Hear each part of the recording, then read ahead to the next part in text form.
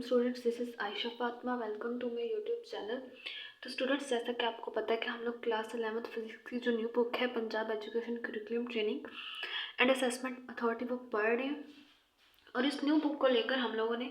Chapter number 3 start किया हुआ है, ठीक है, जिसका नाम है circular and rotational motion. Circular and rotational motion.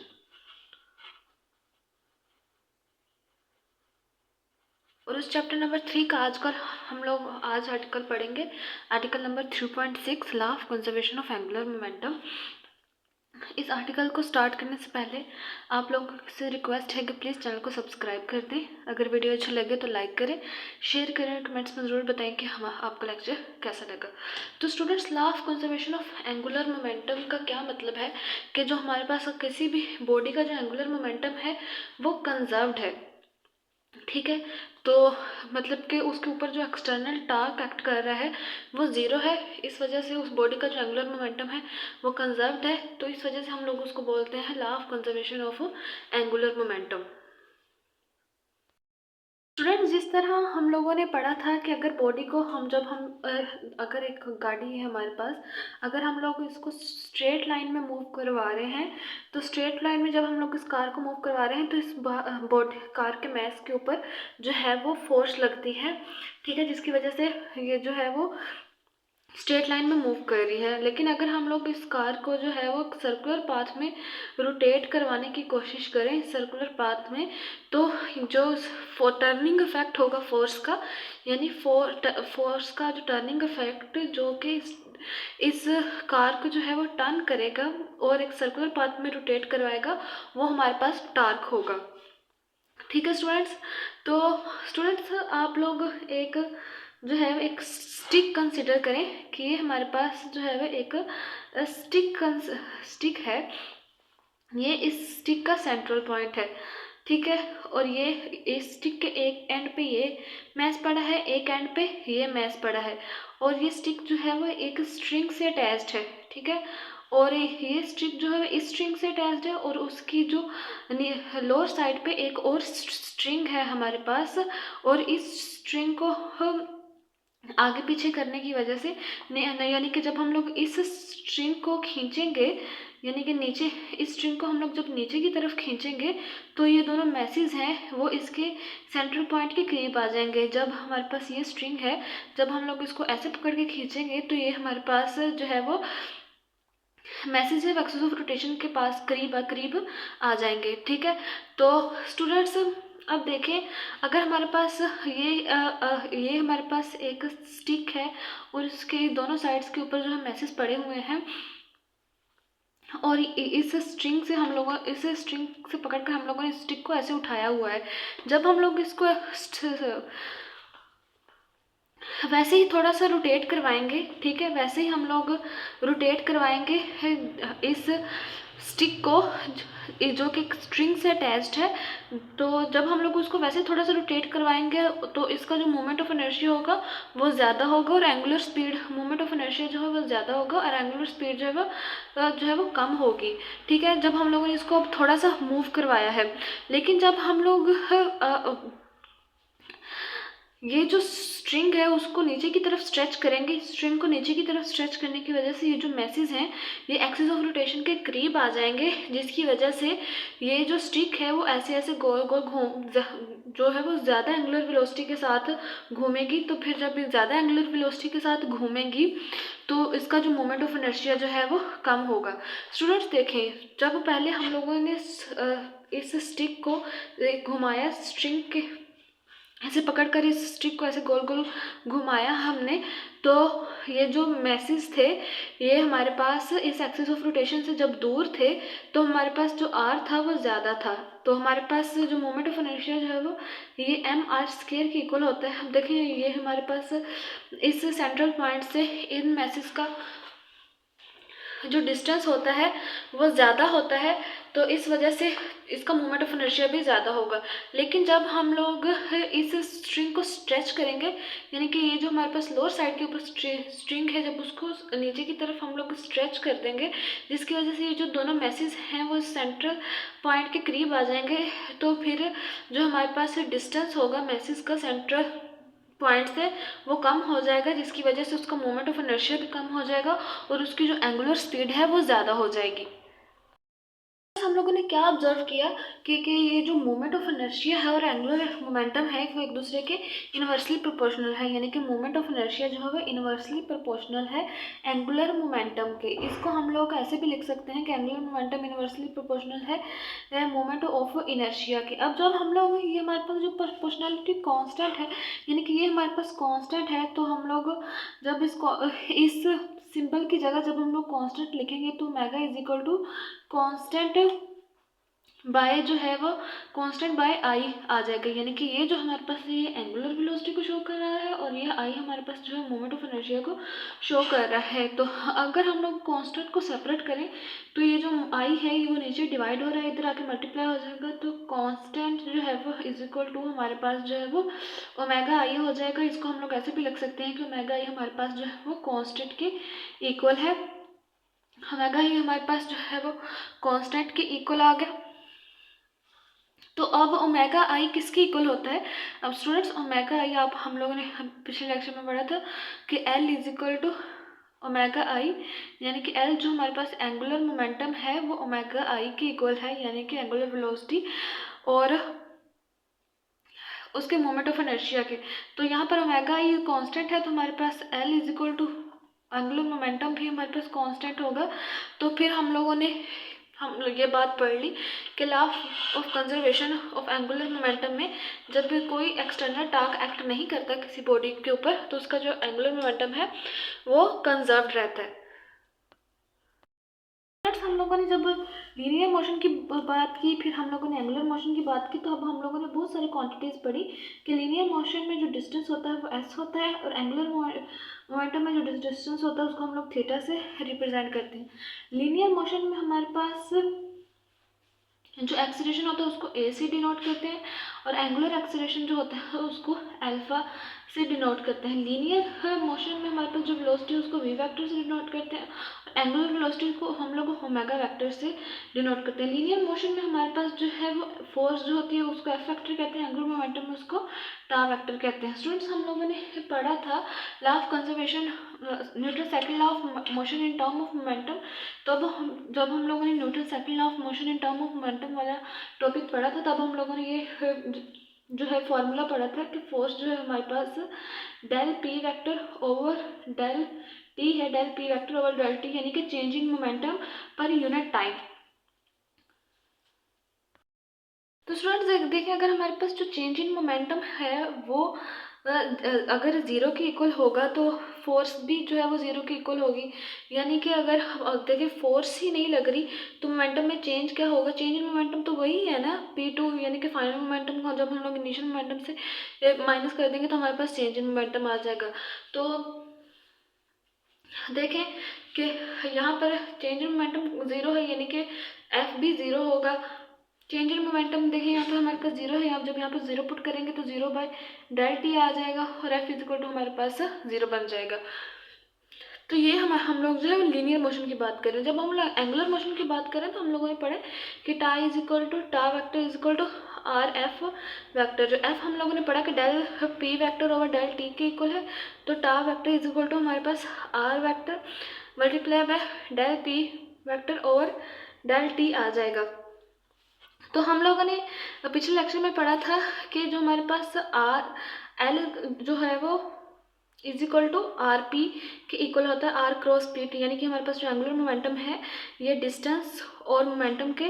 Product के इक्वल होता है। तो हमारे पास यहाँ पे डेल पी है इसलिए हमारे पास जो है del L by del T आ जाएगा। जब हम लोग आर क्रॉस डेल पी की जगह एल को पुट करना चाहेंगे तो हमारे पास जो टार्क है वो हमारे पास del L by del T आ जाएगा। ठीक है, तो स्टूडेंट्स देखिए हमारे पास डेल एल हमारे पास यहाँ पे कांस्टेंट है, तो अगर हमारे पास डेल एल कांस्टेंट होगा या हम लोग लिख सकते हैं कि डेल एल जब हमारे पास 0 के इक्वल होगा तो फिर टार्क भी हमारे पास 0 के इक्वल होगा। तो फिर law of conservation of angular momentum की यही बात, फिर यही चीज़ हमारे पास सामने आ गई कि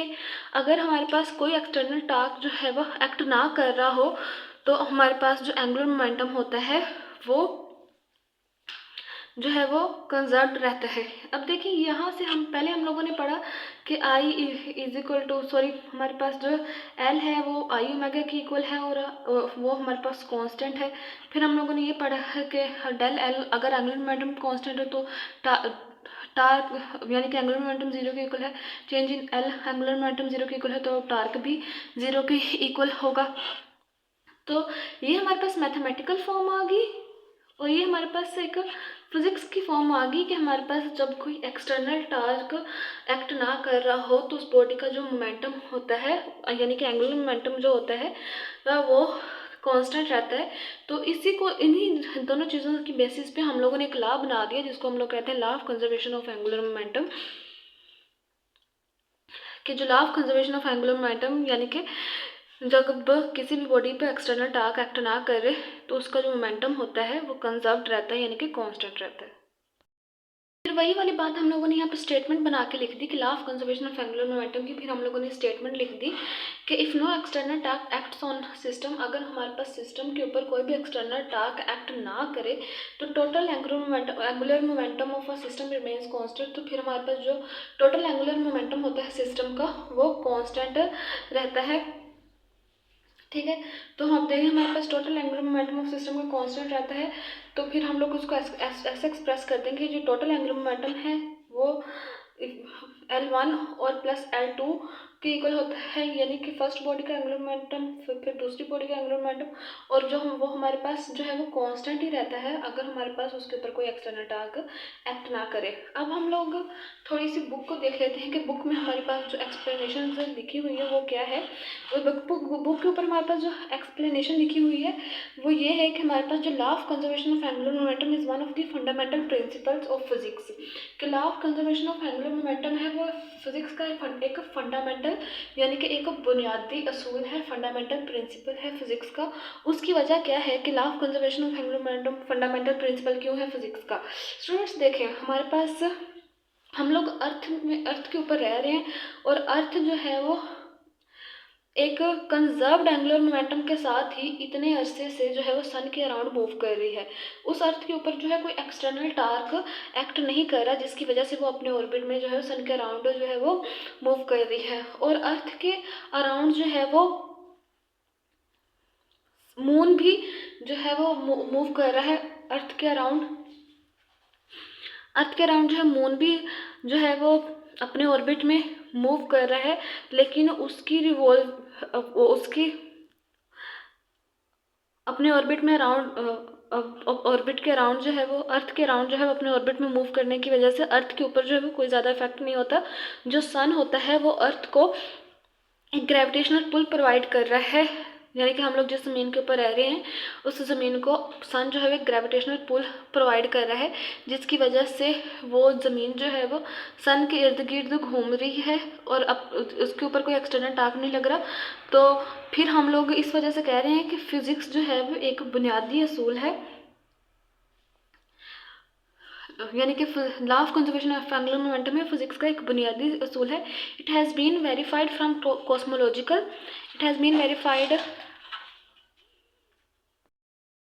cosmological to this sub microscopic level यानी कॉस्मोलॉजिकल लेवल से सब माइक्रोस्कोपिक लेवल तक ये वेरीफाइड है। कॉस्मोलॉजिकल लेवल क्या है कि हमारे पास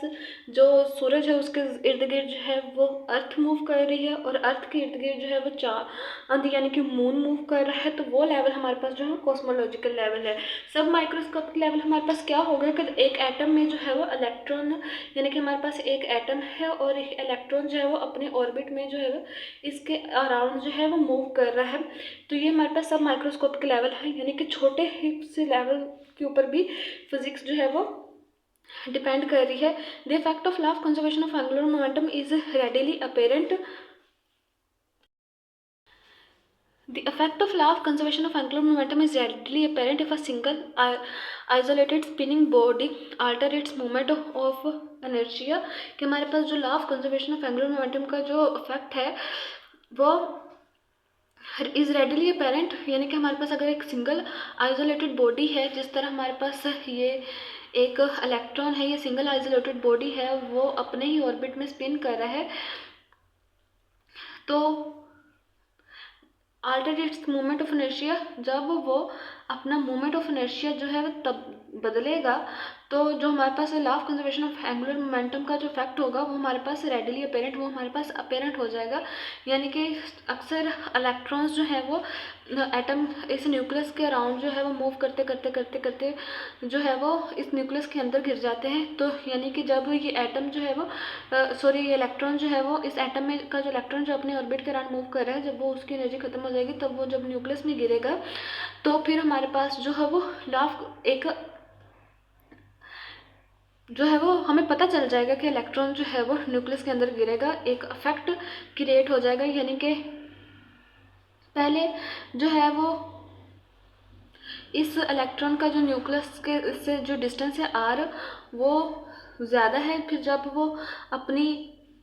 वेलोसिटी के साथ मूव कर रहा है, यानी कि स्पीड के साथ मूव कर रहा है न्यूक्लियस के इर्द गिर्द, जब उसकी एनर्जी खत्म हो जाएगी, जब वो न्यूक्लियस में गिर जाएगा, तब उसका जो मोमेंट ऑफ इनर्शिया है वो तब्दील हो जाएगा। यानी कि पहले उसका मोमेंट ऑफ इनर्शिया ज़्यादा था, क्योंकि डिस्टेंस जो है वो आर ज़्यादा था। स्टूडेंट्स हमारे पास यहाँ पर जिस तरह ये न्यूक्लियस है, अगर इस ऑर्बिट में इलेक्ट्रॉन मूव कर रहा है, जब वो दूसरे ऑर्बिट में आ जाएगा, ठीक है, यानी कि इस ऑर्बिट से जब वो दूसरे ऑर्बिट में आ जाएगा, तो उसका मोमेंट ऑफ इनर्शिया जो है वो चेंज हो जाएगा, क्योंकि पहले ऑर्बिट से इस ऑर्बिट से न्यूक्लियस का जो डिस्टेंस था वो आर ज़्यादा था। तो यानी कि मोमेंट ऑफ इनर्शिया आपको पता है I is equal to M R square. जब हमारे पास आर ज़्यादा होगा तो मोमेंट ऑफ इनर्शिया भी ज़्यादा होगा। तो जब वो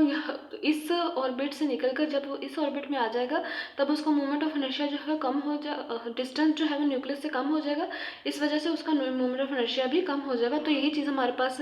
लिखी है कि the effect of the law of conservation of angular momentum is readily apparent if a single isolated spinning body alter its moment of inertia. अगर हमारे पास जो है वो एक spinning single isolated spinning body जो है वो अपना मोमेंट ऑफ इनर्शिया चेंज करती है, तो जो हमारे पास law of conservation of angular momentum का जो फैक्ट है वो हमारे पास अपेरेंट हो जाता है, रेडिली अपेरेंट। उसी वक्त हमें पता चल जाता है कि उसका मोमेंट ऑफ इनर्शिया चेंज हुआ है। देखिए हमारे पास अगर आप लोग एक एटम कंसीडर कर लें, ठीक है, ये हमारे पास एक ये न्यूक्लियस है, ये इसका ये एक ऑर्बिट आ गया, फिर इसका दूसरा ऑर्बिट ये आ गया। तो अब देखिए ये इलेक्ट्रॉन जो है वो अपने ऑर्बिट के अराउंड मूव कर रहा है, या इलेक्ट्रॉन जो अपने ऑर्बिट के अराउंड मूव कर रहा है, तो इस इलेक्ट्रॉन का जो है वो डिस्टेंस जो है न्यूक्लियस से ज़्यादा है, अपने ऑर्बिट के अराउंड मूव कर रहा है, तो फिर जब तब इसका मोमेंट ऑफ इनर्शिया जो है वो I1 होगा। फिर जिस एंगुलर वेलोसिटी के साथ ही सर्कुलर पाथ में अगर मूव कर रहे हैं, तो उसकी जो वेलोसिटी होगी एंगुलर वेलोसिटी होगी, तो उसकी वेलोसिटी को हम लोग ओमेगा 1 कह देते हैं। जब ये इलेक्ट्रॉन इस ऑर्बिट से यहाँ इस ऑर्बिट में आ जाएगा, तब उसका मोमेंट ऑफ इनर्शिया जो है वो I1 से I2 हो जाएगा। अगर इसका मोमेंट ऑफ इनर्शिया I1 से I2 हुआ है, तो इसकी जो एंगुलर वेलोसिटी है वो भी ओमेगा 1 से ओमेगा 2 होगी। तो यही बात यहाँ पर लिखी हुई है कि if a body of moment of inertia I1, यानी कि अगर spinning with angular speed alter its moment of inertia to I2, then its angular speed omega 2 also change, so its angular momentum remains constant. यानी कि angular momentum तो हमारे पास conserved है। अब देखें यह इसके ऊपर कोई एक्सटर्नल फोर्स नहीं लग रही इलेक्ट्रॉन के ऊपर, वो इस ऑर्बिट से जो है इस ऑर्बिट में आ गया है, कोई एक्सटर्नल टास्क तो एक्ट नहीं हुआ। तो पहले जिस मोमेंट ऑफ इनर्शिया से ये मूव कर रहा था वो I1 था, जिस स्पीड से वो मूव कर रहा था ओमेगा 1 था। फिर जब वो इस ऑर्बिट से इस ऑर्बिट में आ गया, तब उसका जो मोमेंट ऑफ इनर्शिया I2 बन गया। अगर उसका मोमेंट ऑफ इनर्शिया I1 से I2 बन गया, तो उसकी स्पीड भी ओमेगा 1 से ओमेगा 2 बन गई। तो लेकिन हमारे पास जो एंगुलर मोमेंटम है वो कंजर्व्ड है, क्योंकि इसके ऊपर किसी भी एक्सटर्नल टार्क ने एक्ट नहीं किया। तो हमारे पास जो इसका पहला मोमेंट ऑफ इनर्शिया और पहली जो स्पीड थी I1 और ओमेगा 1 जो है इसके दूसरे ऑर्बिट में मूव करते वक्त जो है उतनी ही करीब रहेगी, उसकी इक्वल रहेगी अगर जब वो दूसरे ऑर्बिट में मूव करेगा तब उसकी जो मोमेंट ऑफ इनर्शिया I2 और ओमेगा 2 होगी वो उसके पहले ऑर्बिट की मोमेंट ऑफ इनर्शिया और एंगुलर वेलोसिटी जितनी ही होगी। ठीक है, तो फिर हम लोगों ने यहाँ पे लिख दिया if a body of moment of inertia I1, हमारे पास अगर बॉडी है जिसका मोमेंट ऑफ इनर्शिया I1 है, spinning with angular speed omega 1, वो एंगुलर स्पीड ओमेगा 1 के साथ स्पिन करती है, altars it's moment of inertia I2, वो अपना मोमेंट ऑफ इनर्शिया जो है वो चेंज करती है, then its angular speed omega 2 also change, तो इसका जो एंगुलर स्पीड है ओमेगा 2 वो भी चेंज होती है, so that it's angular momentum remains constant, जिसकी वजह से जो है इसका एंगुलर मोमेंटम कांस्टेंट रहता है, यानी कि I1 omega 1 is equal to I2 omega 2 के इक्वल है। नेक्स्ट है हमारे पास डायरेक्शन ऑफ एंगुलर मोमेंटम, यानी कि हमारे पास एंगुलर मोमेंटम की जो है वो डायरेक्शन क्या होगी। स्टूडेंट्स देखें, हमारे पास जो एंगुलर मोमेंटम है वो एक वेक्टर क्वांटिटी है। ठीक है, और जो वेक्टर क्वांटिटीज़ होती हैं आपने को पता है कि अगर उनका मैग्नीट्यूड होता है तो उनकी डायरेक्शन भी होती है। तो हमारे पास जो एंगुलर मोमेंटम है वो एक वेक्टर क्वांटिटी है, अगर उसका मैग्नीट्यूड कांस्टेंट है तो मतलब कि उसकी डायरेक्शन भी कांस्टेंट है। ठीक है, तो अब देखें हमारे पास अगर ये एक बॉल है, ये बॉल जो है वैसे सर्कुलर पाथ में मूव कर रही है, इसका जो एंगुलर मोमेंटम है कंजर्व्ड है कि इसके ऊपर कोई भी एक्सटर्नल टार्क जो है वो एक्ट नहीं कर रहा और वो अपने एक्सिस ऑफ रोटेशन के अराउंड जो है मूव करती जा रही है। तो जिस वो स्पीड के साथ वो मूव करेगी, यानी कि उस स्पीड का मैग्नीट्यूड है जो होगा वो कांस्टेंट रहेगा, और ये जो बॉल है ये अपने एक्सिस ऑफ रोटेशन के अराउंड मूव कर रही है, तो इसकी डायरेक्शन भी जो है वो कांस्टेंट रहेगी। तो हम लोग ये फिर कह सकते हैं कि जो एंगुलर मोमेंटम की डायरेक्शन होती है वो इसके एक्सिस ऑफ रोटेशन के अलोंग होती है। ठीक है, तो जब ये बॉल जो है वो अपने एक्सिस ऑफ रोटेशन के अराउंड गोल गोल मूव करती रहेगी, तब तक मूव करती रहेगी जब तक इसके ऊपर कोई एक्सटर्नल टार्क एक्ट करेगा। जिस तरह हमारे पास जितने भी सैटेलाइट्स हैं, सॉरी हमारे पास अगर हमारे अर्थ है वो सूरज के इर्द गिर्द मूव करता जा रहा है इतने अरसे से, वो इसी वजह से ज़मीन जो है वो इतने अरसे से, हमसे पहले भी कितने लोग ज़मीन के ऊपर रह कर गए हैं, मर गए हैं, फिर नए आए हैं, तो इतने ऐसे से जो ज़मीन है वो सूरज के इर्द गिर्द ही घूम रही है। उसकी वजह क्या है, क्योंकि उसका जो एंगुलर मोमेंटम है वो कंजर्व्ड है, उसके ऊपर कोई भी एक्सटर्नल टार्क एक्ट नहीं कर रहा, और अर्थ जो है वो अपने एक्सिस ऑफ रोटेशन के अराउंड मूव कर रही है। तो हमारे पास जो एंगुलर मोमेंटम की डायरेक्शन आ गई उसमें हम लोग ये लिखेंगे, the angular momentum is a vector quantity with direction along with the axis of rotation के। हमारे पास जो एंगुलर मोमेंटम है वो एक वेक्टर क्वांटिटी है जिसकी डायरेक्शन जो है वो एक्सिस ऑफ रोटेशन के अलोंग होती है। Hints the direction of angular momentum along the axis of rotation also remains fixed, कि हमारे पास जो एंगुलर मोमेंटम की जो डायरेक्शन होती है एक्सिस ऑफ रोटेशन के अलोंग वो फिक्स्ड होती है। There is illustration by the fact is that, ये हमें हमारे पास एक फैक्ट है, ये हमारे पास एक फैक्ट है जो कि हमें बताता है कि the axis of rotation will not change its orientation. हमारे वही बात आ गई कि हमारे पास अगर ज़मीन है वो इतने अरसे से सूरज के अराउंड जो है मूव कर रही है, वो इसी वजह से मूव कर रही है कि उसके ऊपर कोई भी एक्सटर्नल टार्क एक्ट नहीं हुआ, उसका जो एंगुलर मोमेंटम है वो कंजर्व्ड है, इस वजह से वो अपने एक्सिस ऑफ रोटेशन में इर्द गिर्द मूव कर रही है। अब देखिए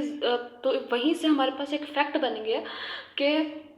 जिस तरह ज़मीन जो है वो सूरज के इर्द गिर्द मूव कर रही है, उसके ऊपर एक्सटर्नल टार्क एक्ट नहीं कर रहा, उसका एंगुलर मोमेंटम कंजर्व्ड है, इसी तरह अगर कोई भी बॉडी जो हो अपने एक्सिस ऑफ रोटेशन के अराउंड मूव करती रहे, उसका एंगुलर मोमेंटम कंजर्व्ड हो, तो वो उसकी डायरेक्शन भी चेंज नहीं होती जब तक उसके ऊपर कोई एक्सटर्नल टार्क एक्ट ना करे। तो वहाँ से हमारे पास ये फैक्ट बन गया जो कि हमारे पास आ गया, the axis of rotation will not change its orientation unless an external torque causes to do so, कि हमारे पास जो एक्सिस ऑफ रोटेशन है वो अपनी ओरिएंटेशन जो है वो चेंज नहीं करते जब तक कि उसके ऊपर एक्सटर्नल टार्क एक्ट ना करे काजेज टू डू सो, उसको अपनी ओरिएंटेशन कोई एक्सटर्नल टार्क जब तक उसको अपनी ओरिएंटेशन चेंज ना कराए तब तक जो है वो बॉडी जो है अपने एक्सिस ऑफ रोटेशन के अराउंड मूव करती रहती है। यही वाली बात हम लोगों ने यहाँ पर लिख दी कि जिस तरह हमारे पास ये सन है, ठीक है। और ये अर्थ जो है वो अपने एक्सिस ऑफ रोटेशन में इसके इर्द गिर्द मूव कर रही है। ये सन जो है एक ग्रेविटेशनल पुल जो है वो इसके ऊपर एक्ट कर रहा है, जिसकी वजह से ये जो अर्थ है वो इसके इर्द गिर्द मूव कर रही है। इस अर्थ के इर्द गिर्द जो है मून भी जो है वो मूव कर रहा है, लेकिन मून जो है वो अपने ऑर्बिट में मूव कर रहा है, जिसकी वजह से उस अर्थ पे कोई इफेक्ट नहीं होगा। और ये जो है अर्थ जो है अपने ही एंगुलर मोमेंटम के साथ अपने एक्सिस के अराउंड मूव कर रही है। और ये जो सन है वो उस अर्थ को सेंट्रीपिटल फोर्स प्रोवाइड कर रहा है। तो हमारे पास जो बुक में एग्जांपल दी गई है वही हम लोगों ने लिख देनी है। Earth rotation as Earth move around the sun no significant external torque is experienced by Earth. कि अर्थ जो है वो सन के अराउंड मूव करती है तो कोई भी सिग्निफिकेंट टार्क एक्सपीरियंस नहीं करती, because the major force acting on it is the pull of the sun. के हमारे पास अर्थ के ऊपर जो मेजर पुल ऑफ लग रहा है, वो मेजर फोर्स जो लग रही है वो पुल ऑफ द सन है, the earth axis of rotation. जिसकी वजह से जो अर्थ का एक्सिस ऑफ रोटेशन है therefore remains fixed in one direction. जिसकी वजह से अर्थ जो है वो एक ही डायरेक्शन में मूव कर रही है with reference to the universe around us. यानी अर्थ के अराउंड जो यूनिवर्स है उसकी रेफरेंस के साथ जो अर्थ जो है वो अपने ही एक्सिस ऑफ रोटेशन के अराउंड मूव कर रही है। तो अब देखें कि हमारे पास अर्थ जो है वो सन के अराउंड मूव कर रही है और दूसरे यूनिवर्स भी जो है उसके इर्द गिर्द है। तो हम लोग उस यूनिवर्स को निगलेक्ट तो नहीं कर सकते ना। तो हम लोग फिर ये कह सकते हैं कि उस यूनिवर्स की रेफरेंस के साथ, यानी उस यूनिवर्स ने को रेफरेंस दी हुई है, वो यूनिवर्स जो है वो अर्थ को डिस्टर्ब नहीं कर रहा, जिसकी वजह से अर्थ जो है वो सन के इर्द गिर्द मूव कर रही है। नेक्स्ट हमारे पास एक छोटा सा डू यू नो वाला टॉपिक है। अब देखें इस छोटे से बॉक्स में अब एक बॉल है और ये स्ट्रिंग के साथ बंधी हुई है और जो है ये ऑथर जो है